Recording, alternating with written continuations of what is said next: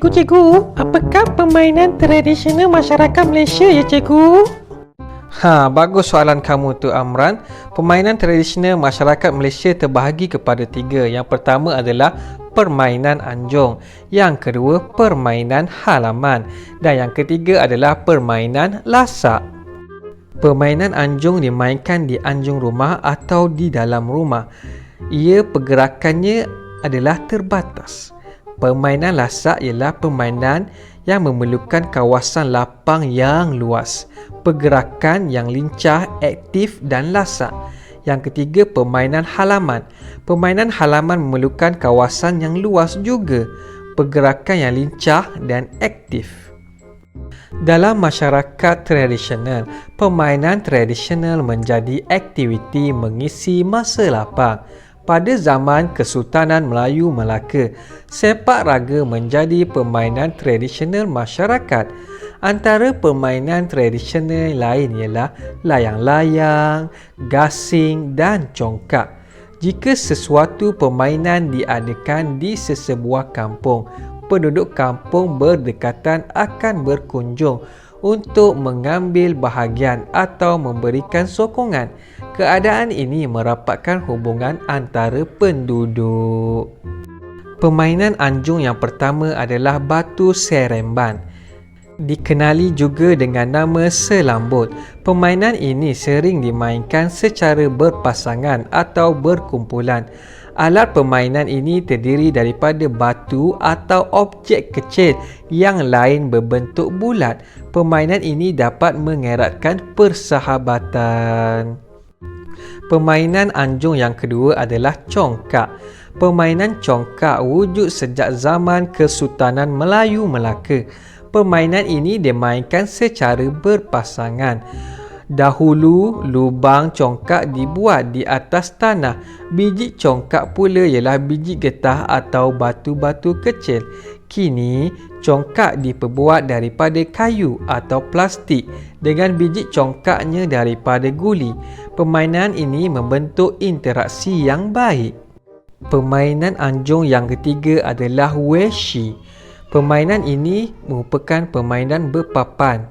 Ia dimainkan oleh 2 orang. Permainan ini hanya menggunakan biji-biji berwarna hitam dan putih sebagai penanda.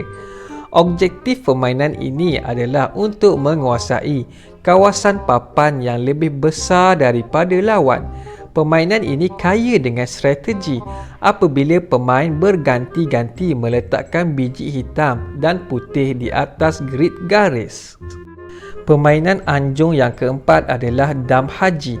Permainan ini dimainkan oleh 2 orang. Dam haji memerlukan buah dam dan papan permainan yang berbentuk segi empat sama.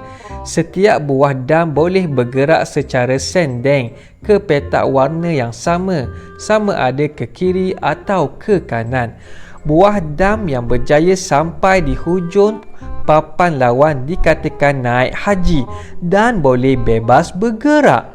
Permainan ini masih kekal sehingga kini dan berjaya memupuk kemesraan. Permainan anjung yang seterusnya adalah tayam ataupun paramapadham. Permainan ini sama seperti permainan dam ular. Lazimnya dimainkan oleh 2 hingga 4 orang. Pemain akan bergerak mengikut angka buah dadu yang dilemparkan.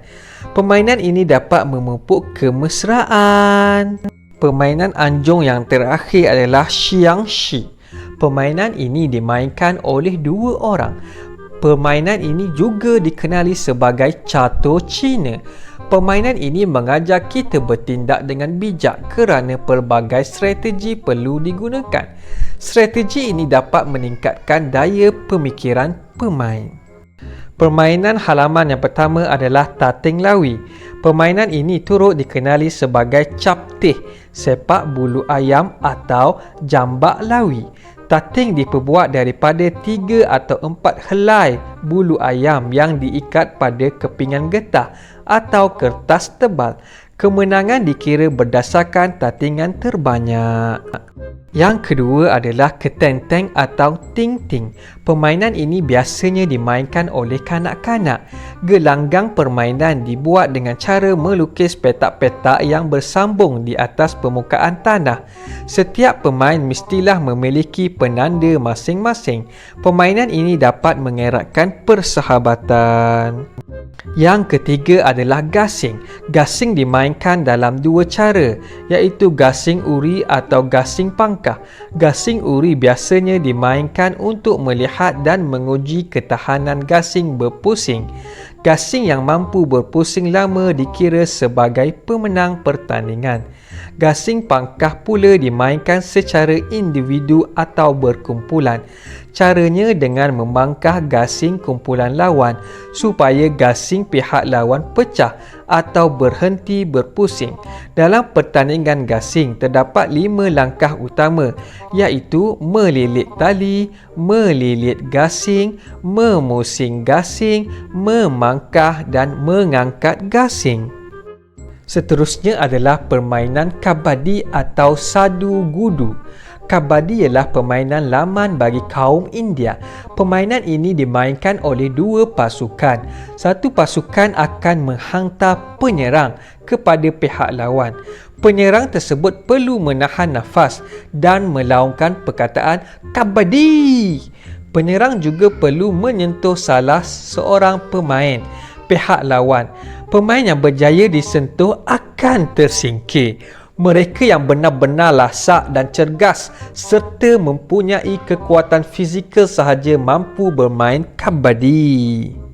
Permainan halaman yang seterusnya adalah permainan tibau.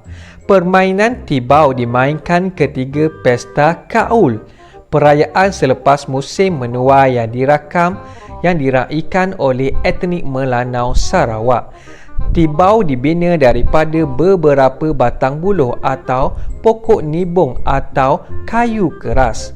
Tibau berbentuk rak atau pemidang yang bertingkat-tingkat dan berbentuk piramid.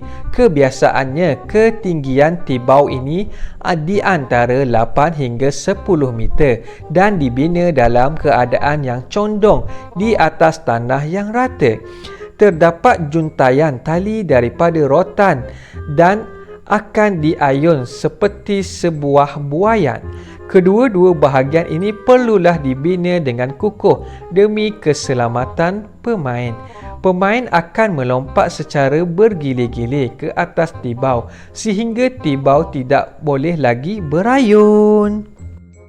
Permainan halaman yang seterusnya adalah sepak manggis. Sepak manggis terkenal dalam kalangan etnik Bajau di Kota Belud, Sabah dan diadakan ketika majlis keramaian. Pemain berdiri di dalam bulatan menghadap satu sama lain dan cuba menjatuhkan satu kotak yang dihias dengan kertas berwarna-warni.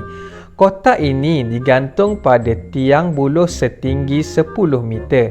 Pemenang dihadiahkan wang, barangan atau makanan yang terkandung di dalam kotak tersebut. Selain memeriahkan majlis, permainan ini mampu mengeratkan persahabatan. Permainan lasak yang pertama adalah waw. Pada kebiasaannya, waw dimainkan oleh dua orang, iaitu seorang akan memegang waw dan seorang lagi disebut juru anjung yang memegang tali. Apabila angin bertiup, tali akan ditarik melawan arus angin dengan cara menghulur dan menarik talinya sehinggalah waw tersebut terbang tinggi di udara. Waw dimainkan di Kelantan, Terengganu, Kedah, Perlis dan Johor sebagai satu rekreasi. Reka bentuk waw selalunya bermotif awan larat dengan pelbagai warna yang menarik. Permainan lasak yang kedua adalah tarik upih. Tarik upih dimainkan dengan menggunakan upih pinang tua. Daunnya akan dijadikan hulu atau tempat untuk menarik upih tersebut. Permainan ini dimainkan secara berpasangan. Salah seorang akan menjadi tukang tarik dan seorang lagi duduk di atas upih. Permainan lasak yang ketiga adalah mandi sungai. Aktiviti mandi sungai memerlukan kemahiran berenang dan menyelam. Kanak-kanak akan bermain kejar-mengejar di dalam air. Kanak-kanak akan memanjat pokok-pokok besar di tepi sungai untuk terjun ke dalam sungai.